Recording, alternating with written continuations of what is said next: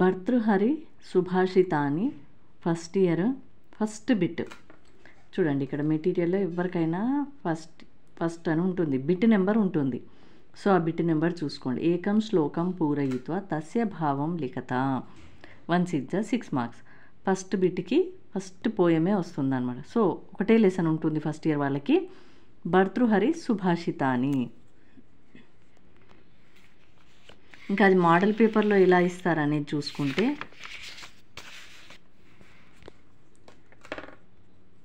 ఇలా మోడల్ పేపర్లో ఫస్ట్ బిట్లో వస్తుంది.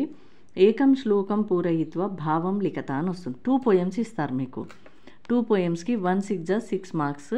మీరు రాయాల్సింది 1 పోయమ్కి ఆన్సర్ చేయాలి. సో పోయం ఫస్ట్ వర్డ్ ఇచ్చి డాష్ ఇచ్చి లాస్ట్ వర్డ్ ఇస్తారు. సో పోయం మొత్తం కంప్లీట్ చేయాలన్నమాట. శ్లోకం పూరయిత్వ పూరించండి, భావం లిఖత భావం లిఖత అంటే రాయండి, ఏకం అంటే ఒక శ్లోకాన్ని పూరించి భావం రాయండి అని అర్థం. ఇక్కడ అర్థమైంది కదా. సో 2 పోయమ్స్ ఇస్తారు, ఒకటి రాయాలి, ఒకటి చాయిస్లో పోతుంది. ఆ 2 పోయమ్స్ ఎలా అంటే భర్తృహరి సుభాషితాని నుండే ఇస్తారు. మీకు ఇంకా బిట్ నెంబర్ అర్థమైంది కదా, ఫస్ట్ బిట్ అని. ఒకసారి అర్థం కాకపోతే మళ్ళీ చూడండి. ఇంకా ఫస్ట్ బిట్లోకి వెళ్తే భర్తృహరి సుభాషితాని ఒకటే లెసన్. ఒక లెసన్కి మీకు 10 పోయమ్స్ ఉంటాయి.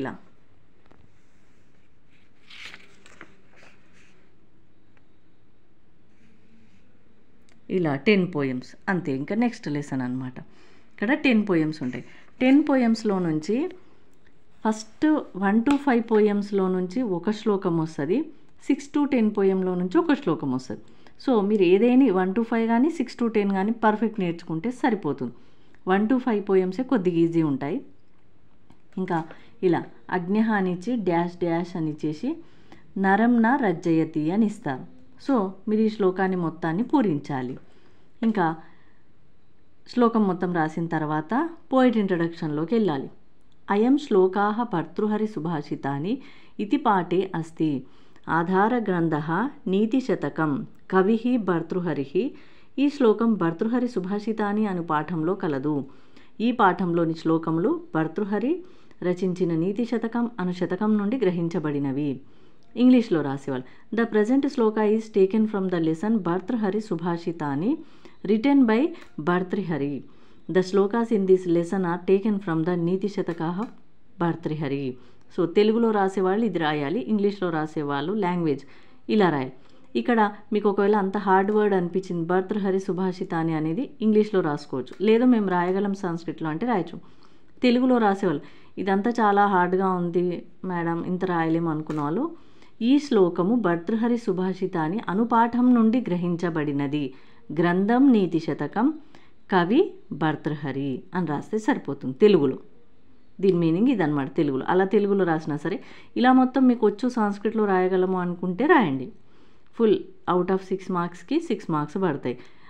తెలుగులో రాస్తే పడవ మేడం అంటే ఒక్కో ఛాన్స్ మేబీ పేపర్ ప్రజెంటేషన్ బాగుంటే 98, 99 వరకు మార్క్స్ వస్తాయి ఇలా రాస్తే.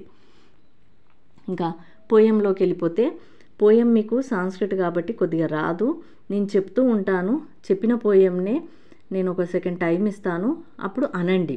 ఇలా పోయంని ఒక 5 to 7-8 టైమ్స్ మీకు ఎంతవరకు అంటే వస్తుందో అన్నిసార్లు పెట్టుకొని వీడియో బ్యాక్ వెళ్తూ మళ్ళీ పెట్టుకొని మళ్ళీ ఓరల్ చెప్పండి. అలా అయితే పోయం వస్తుంది. పోయం కంపల్సరీ మీరు బై హార్ట్ చేయాలి, ఎందుకంటే పోయం రాయాల్సి ఉంటుంది కాబట్టి మీరు బై హార్ట్ చేస్తేనే ఓరల్ వస్తేనే మీరు అక్కడ రాయగలుగుతారు.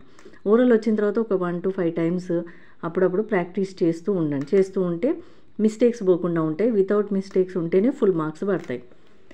పోయం చూడండి. అజ్ఞః సుఖమారాధ్యః సుఖతరమారాధ్యతే విశేషజ్ఞః జ్ఞానలవ దుర్విదగ్ధం బ్రహ్మాపి నరం న రజ్జయతి. ఓకేనా.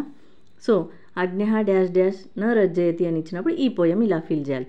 తర్వాత ఈ పోయట్ ఇంట్రడక్షన్ రాయాలి. తర్వాత ఈ భావం రాయాలన్నమాట. భావం చూడండి. తెలుగులో అయితే ఏమీ తెలియని వానికి తేలికగా చెప్పవచ్చును, అంతా తెలిసిన వానికి ఎంతో తేలికగా చెప్పవచ్చును, కానీ కొద్దిపాటి జ్ఞానం కలిగి అంతా తెలుసునని గర్వపడు వానికి నచ్చజెప్పడం బ్రహ్మకు కూడా సాధ్యం కాదు. An innocent man can easily be pleased. A wise man can be pleased more easily, but even the Creator cannot satisfy a man who is proud just with a bit of knowledge. అంటే ఇక్కడ poem మీనింగ్లోకి వస్తే అజ్ఞ అంటే ఏమీ తెలియని వారు, సుఖమారాధ్య అంటే సుఖంగా హ్యాపీగా చెప్పొచ్చు.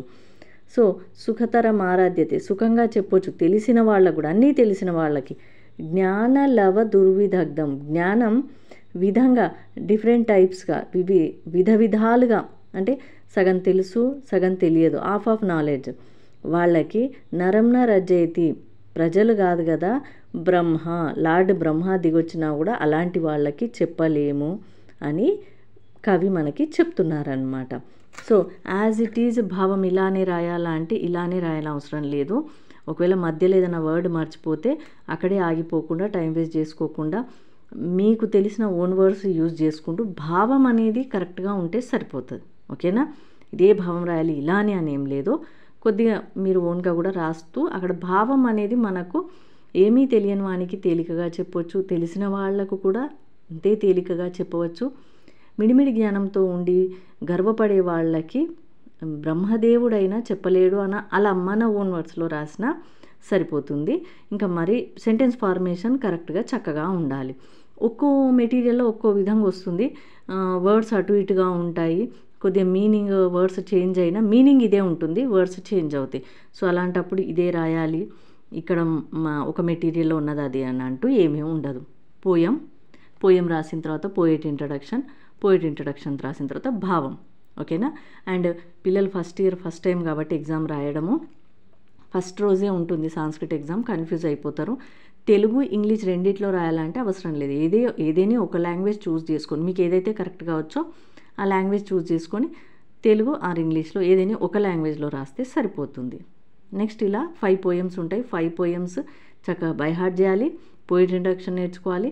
అండ్ అన్ని పోయమ్స్కి ఒకటే పోయిట్ ఇంట్రడక్షన్, ఎందుకంటే అన్ని పోయమ్స్ భర్తృహరి సుభాషితాని పాఠంలోనివే, భర్తృహరి రచించినవే కాబట్టి అన్ని పోయమ్స్కి ఇదే poet introduction. So poet introduction చక్కగా నేర్చుకుంటే మీరు అన్ని పోయమ్స్కి 5 పోయమ్స్కి రాసేయచ్చు. జస్ట్ పోయం నేర్చుకొని భావం నేర్చుకుంటే సరిపోతుంది. ఇప్పుడు ఇలా ఫస్ట్ 1 పోయం భావం నేర్చుకుంటే, పోయిట్ ఇంట్రడక్షన్ ఫస్ట్ పర్ఫెక్ట్ నేర్చుకుంటే అన్నిటికీ అదే ఉంటుంది. ఇంకా ఫస్ట్ కంప్లీట్ అయిన పోయం.